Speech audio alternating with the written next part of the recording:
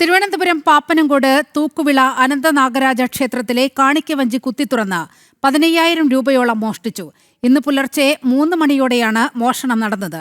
മോഷണത്തിന്റെ CCTV ദൃശ്യങ്ങൾ ജനം ടിവിക്ക് ലഭിച്ചു. വിവരങ്ങളുമായി ശ്രീനന്ദയാണ് ചേരുന്നത്. ശ്രീനന്ദ, പറയൂ.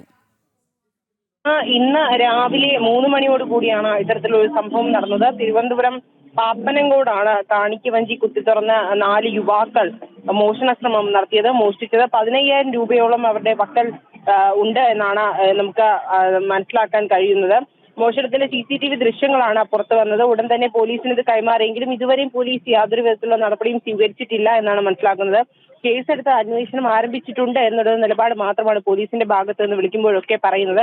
എന്തായാലും അറിയാവുന്ന ആ സ്ഥലത്തുള്ള ആളുകൾ തന്നെയാണ് ഈ മോഷണത്തിന് പിന്നിലെന്നാണ് അവിടെയുള്ള ഈ ക്ഷേത്രത്തിന്റെ ട്രസ്റ്റിന്റെ ഭാരവാഹികളൊക്കെ തന്നെ പറയുന്നത്. എന്തായാലും ഇന്ന് രാവിലെയോട് കൂടിയാണ് ഇത്തരത്തിലൊരു മോഷണം നടന്നിരിക്കുന്നത്. നീലിമ. ഓക്കെ ശ്രീനന്ദ.